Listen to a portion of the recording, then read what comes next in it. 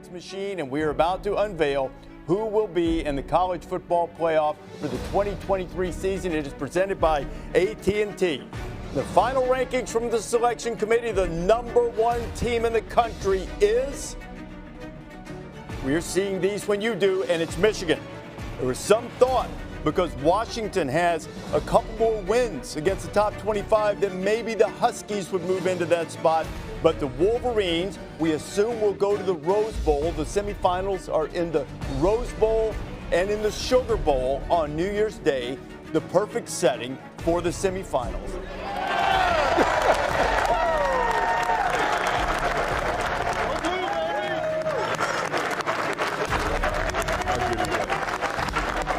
Determined, resolute, probably.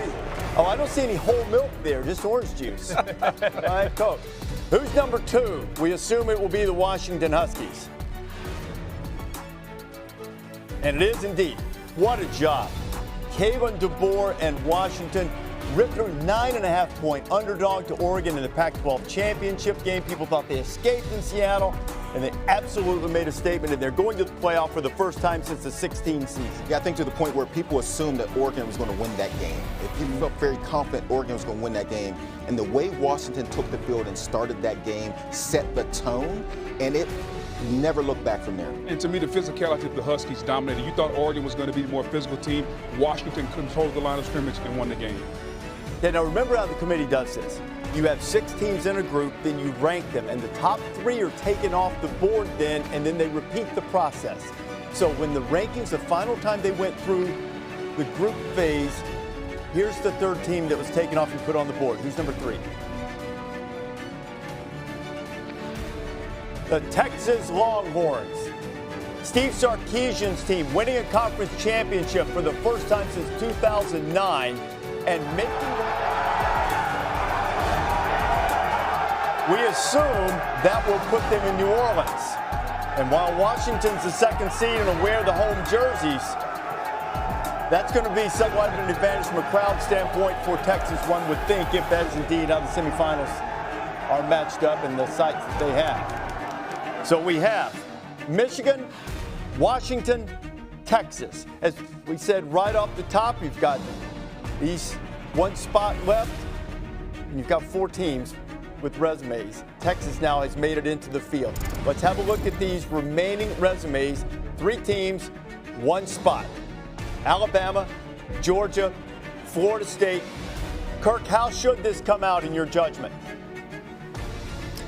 Alabama should be at 4. Alabama should be at 4. The injuries to Florida State is just, you can't avoid it.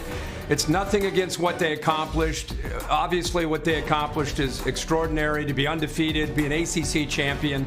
But that injury to Jordan Travis is part of what the committee takes into consideration. If you're looking at Alabama versus Florida State, under the current team and roster, it'd be very, very hard to imagine Alabama not being there at 4. We go back to the rankings in the unveil. Let's look now at number 6 and see who's been eliminated and see what the final decision came down to. Who's number 6?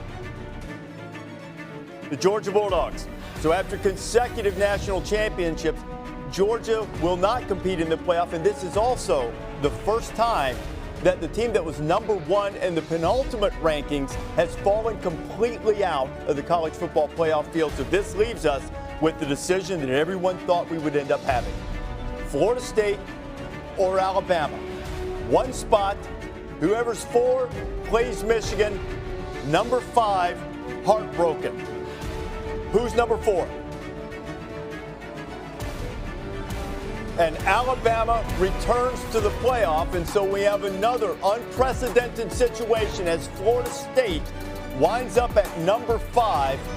And Florida State is the first undefeated champion from a Power 5 conference to fail to make the field in the college football playoff era. Wow.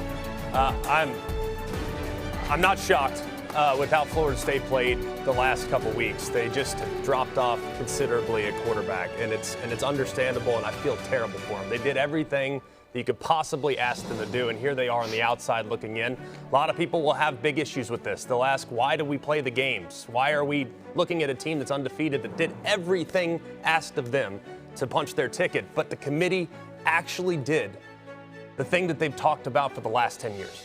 Forever it's been, well, you know, it's kind of the most easy to justify. Well, this team has 0 losses. This team has 1 loss. So therefore, the 0-loss team should be ahead of the 1-loss team. This is the head-to-head. They took everything into account. They took a step back. They acknowledged injury, which they've talked about in the past. And they put in the 4 best teams.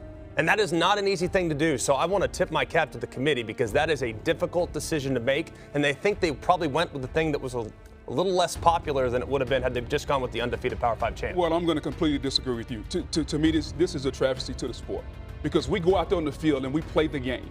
And regardless of whether it looks good at the quarterback position, regardless of whether we win with offense, whether we win with defense, the name of the game is to win. And that's a reason never before has this not been done. Winning a Power 5 conference, going undefeated, and not getting into the playoff. So I understand we want to look at style points and who are we going to get for the best matchups. But that's not what this is about. This is about understanding to get the 4 best teams. One team has a loss, and that's Alabama. One team doesn't in Florida State. And the fact that this committee could take a Power 5 conference champion that's undefeated, those kids have went out there